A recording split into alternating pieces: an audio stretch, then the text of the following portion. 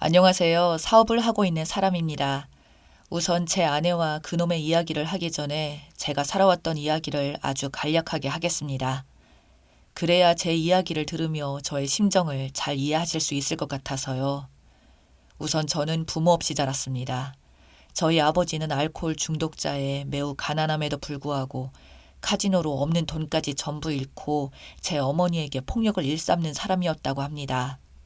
그런 아버지에게 어머니는 근 10년을 참고 식당에서 일하며 저를 책임지다가 더 이상은 참을 수 없다고 생각하셨는지 집을 도망쳐 나와 할머니네에 저를 두고 어머니는 떠났다고 합니다. 어머니가 할머니네 있는 것을 안 이상 아버지가 할머니네로 계속 찾아올 게 뻔했고요. 그래서 도망친 것 같네요. 여튼 그렇게 제가 10살 무렵 저는 정말 화장실도 없는 집에 너무나 허름한 집에서 왕복 3시간이 넘는 거리를 왔다 갔다 하며 학교를 다녔어요. 할머니의 집에 아버지가 찾아온 적도 있지만 어느 순간부터 안 오시더라고요. 그렇게 제가 중학생이 될 무렵 할머니도 돌아가시고 저는 완전히 혼자가 되었습니다.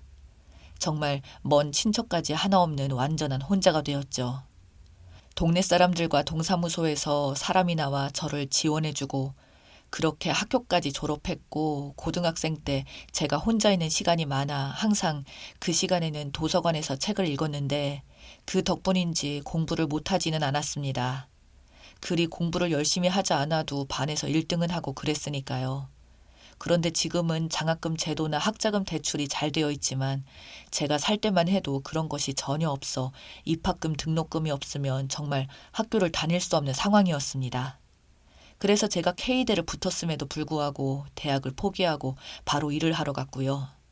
그렇게 시작된 일이 정육점에서 뒤치작거리를 하는 것이었습니다. 거기서 만난 사장님이 저를 안타깝고 불쌍하게 여겼는지 그곳에서만 10년을 일하고 거기서 기술을 배우며 익혔습니다. 소를 발골하는 직업이 조선시대에서는 거들떠도 안 본 직업이었을지어도 지금은 이 기술만 있으면 밥 먹고 어디에 가도 자기 앞가림을 할 수 있다고 해서 정말 거기서 숙식이며 청소며 상한 고기 처리며 싹 다 도맡아서 월급도 적게 받으며 기술을 익혔어요. 20년 동안 익힌 기술과 관련된 사람들과 친하게 지내며 제가 모은 돈으로 작은 고깃집을 차렸어요. 제가 일하면서 알게 된 사장님들께 고기를 받아서 일반 시중 고깃집보다 훨씬 저렴하게 고기를 제공하여 가성비 좋은 집이라고 동네에서는 소문이 좋았습니다. 그렇게 일을 하고 모은 돈으로 서울에 좋은 자리에다가 또 가게를 냈는데 그게 완전히 대박났어요. 아예 제가 도매업체를 차려서 저희 가게에 공급을 하고 다른 가게에 공급까지 하여 유통 마진이 아예 없었으니 수입은 하늘로 치솟았고 그렇게 정말 저에게 있어서는 천문학적인 매출을 내고 있던 중 서울 노른자 땅에 소고기를 숙성해서 직접 구워주는 고급 인테리어를 하는 고깃집을 오픈하고 있었던 중에 지금의 아내를 만나게 되었습니다. 오픈 준비할 때 맡긴 간판업체 하청 직원이었는데 연애 쑥맥이었던 저에게 적극적으로 대시하고 저와는 다르게 굉장히 애교 있고 사랑스럽고 따뜻한 느낌이 들었죠. 그동안 부모 없이 정말 세상을 혼자서 매일 그 풍파를 다 받으며 지내서 어찌 보면 마음의 문을 굳게 닫은 채로 소처럼 앞만 보고 달렸는데 그 여자를 만나니 세상이 아름다워 보이고 제 마음을 녹여주며 이 여자를 위해서는 목숨까지 바칠 정도로 저를 변화시켜 주었습니다. 연애를 제대로 해본 적도 없으니 이런 감정도 처음이었죠. 그렇게 저희는 결혼을 하게 되고 아무것도 준비된 게 없는 아내를 위해서 제가 새로운 집도 장만하고 저와 결혼 후 직장을 그만둔 아내를 위해 다니기 편하라고 차까지 사주고 충북에서 혼자 허름한 집에서 사시는 장모님을 위해서 제 명의로 집을 충북에 하나 사서 그곳에 머물게 해드렸지요. 근데 그 새롭게 마련된 가게에서 원래 가게에 있던 막내가 매니저로 들어왔는데 그놈과 아내가 바람이 났더라고요. 제가 어떻게 알았냐면요. 아내가 그 가게에 자주 갑니다. 제가 워낙 바쁘고 신경을 잘 못 쓸 때는 아내가 가서 직원을 신경 쓰고 가게에 신경 쓰고 해줬죠. 알고 보니 그렇게 자주 간 가게가 그놈 때문에 간 것 같더라고요. 밤 11시였나? 새로 오픈한 가게가 1시에 정리를 하고 닫거든요. 가게 마감할 때 잠깐 들르려고 했는데 가게에서 일하는 다른 동생 놈이 1시 넘어서 잠깐 가게 들르라고 하더라고요. 조용히 꼭 해드려야 할 말이 있을 것 같다고요. 그래서 1시가 조금 넘는 시간에 가게를 들리니 여자 아르바이트생 1명과 전화를 건 동생놈 둘이 있는 겁니다. 그래서 무슨 일이냐? 왜? 너네 사귀기라도 하니? 왜 둘이 있어 이 시간에? 라고 물었더니 이 알바생이 일주일 전에 마감을 끝내고 집에 가다가 핸드폰을 두고 와서 다시 가게에 들렸다고 합니다. 분명히 마감할 때 가게 뒷문까지 잠갔는데 뒷문이 열려 있었다고 합니다. 도둑이 든지 알고 깜짝 놀라서 들어가야 하나 말아야 하나 고민하다가 들어가려고 문을 살짝 밀었는데 이상한 남자와 여자의 이상한 소리가 격하게 들렸다고 합니다. 그래서 너무 무서워서 차마 보지 못하고 나왔다더군요. 그 사실을 그 알바생이 가장 친하게 지냈던 전화를 건 그 동생놈한테 말을 했나 봅니다. 그래서 그 동생놈이 알겠다고 가게 CCTV를 돌려봤는데 웬걸 제 아내와 가게 매니저를 맡고 있던 놈이 하고 있더랍니다. 그 동생놈이 소름이 끼쳤던 게 평소에 아내가 가게를 들릴 때면 그 매니저에게 가서 차갑게 말하고 아무것도 아닌 일로 트집 잡고 그랬는데 뒤에서 그럴 줄은 상상도 못했다고 했어요.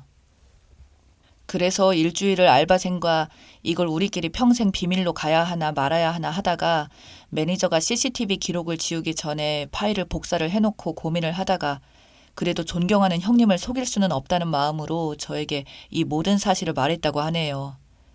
듣자마자 기가 차서 그 자리에서 제 핸드폰을 던져버리고 화를 참을 수가 없더라고요. 말해줘서 정말 고맙다고 하고 두 사람을 택시비 줘서 집에 보냈습니다. 그리고 가게 혼자 남아 고민하던 중 이혼 소송을 해봤자 그놈들한테 받는 돈 몇천 받는 게 무슨 의미가 있나 생각이 들었죠. 뭐 그 인간들 불륜녀 불륜남으로 소송하는 것은 당연한 거지만 정말 내가 돈을 버는 전부인 이유가 된 아내가 뒤로 그딴 짓을 하고 믿었던 막둥이 매니저마저 그럴 수가 있나 싶어 참을 수가 없었습니다. 집에 가자마자 자고 있는 아내를 깨워서 말했습니다. 야, 너 일어나. 너 내 차 키 내놔. 이 시간부로 내가 너네 친정에 해준 모든 것들을 회수할 거고 너네 엄마가 살고 있는 집도 바로 부동산에 말해서 뺄 거야. 니네 엄마 나갈 시간만 줄게. 그리고 네가 입는 옷, 가방, 차 싹 다 내 거니까 다시 빈털터리로 나가. 라고 고래고래 소리를 질렀습니다. 아내는 무슨 말이냐면서 갑자기 왜 이러냐고 난리를 쳤고 나는 이미 니들이 여태 가게에서 무슨 짓을 했는지 다 안다고 말했죠. 나 지금 네 얼굴 보는 것도 화가 나서 분노 조절이 안 되니까 당장 나가. 내일 오전에 들어올 테니 내 집에서 당장 꺼져. 그리고 나 너 절대 곱게 안 보내줄 거다. 네가 일했던 그 업체, 네가 몸담고 있던 그 인테리어 업체한테 네가 무슨 짓을 했는지 업계에 싹 다 말해서 너 이제 취업도 못하게 해줄게. 라고 말했죠. 그리고 저는 다시 가게로 가서 그 CCTV 자료들을 변호사한테 보낼 수 있게 제 폰에 옮겨놓고 아침이 되면 이혼 소송을 준비하려고 했고요. 그리고 그 막둥이 매니저놈한테 일어나자마자 가게로 바로 튀어오라고 문자를 남겼습니다. 가게에서 잠깐 눈을 붙이려고 했는데 도저히 심장이 뛰고 억울해서 울분이 나서 잠이 오지를 않더라고요. 돈을 버는 방법을 알았어도 못된 바람기 있는 여자를 거르는 법은 몰랐나 봅니다. 그렇게 험한 세상에서도 바르게 살아가려는 사람이 되려고 했건만 세상이 끝까지 날 안 도와준다는 절망감과 분노를 안고 있을 때 그놈이 가게로 왔습니다. 저는 그걸 보자마자 바로 주먹이 나갔습니다. 그냥 이성을 잃은 채로 그렇게 후두려 팼습니다. 몇십 년을 정육일을 했는데 죽되게 만드는 건 일도 아니었죠. 정육일을 하며 다져진 힘을 그놈한테 이렇게 쓰려 했나 싶기도 했는데 저의 분노 그리고 이혼 소송을 해도 남는 건 내 찢어진 마음뿐이라는 것을 생각하니 그냥 주먹이 나갈 수밖에 없더라고요. 발로 그놈을 문 밖으로 밀어내고 내가 왜 때리는지 말 안 해도 너가 알 거다. 신고하려고 하면 하고 민사 형사 싹 다 고소해라. 상관없다. 다 필요 없어. 나는 이제 아무랑도 이제 상관없는 인생이니 너 이 바닥에서 내 눈에 띄면 진짜 그때는 네 숨통을 어떻게 할지 모른다 라고 해줬네요. 그놈 쫄았는지 신고는 안 하대요. 지 잘못을 알고 있겠죠. 그놈은 같은 가게 식구들도 싹 다 연락을 끊고 손도 털었다고 들었어요. 정말로 저는 그놈을 한 번이라도 더 마주치면 이성이 끊어버릴지도 모르겠네요. 아참, 그리고 CCTV 그 자료 화면을 가지고 상담을 하니 이것만 있어도 소송을 진행할 수 있고 재산 분할은 할 것도 없이 결혼 기간이 있어야 하는데 결혼한 지 얼마 안 됐을 뿐더러 위자료밖에 받을 수 없다고 하더라고요. 괜찮다고 그놈들 꼬리표 줄줄 따라다니게 소송해주고 질질 끌어달라고 했습니다. 최대한 고통스럽게요. 저야 변호사 고용해서 대리소송하면 되지만 돈 없고 시간만 많은 그 인간들은 법원에 끌려다니며 질질 끌고 안달나게 해줘야겠다 생각했죠. 법으로 할 수 있는 복수는 그것뿐이었으니까요. 그리고 장모님께도 전화해서 장모님 죄송하지만 집에서 일주일 내로 나가주세요.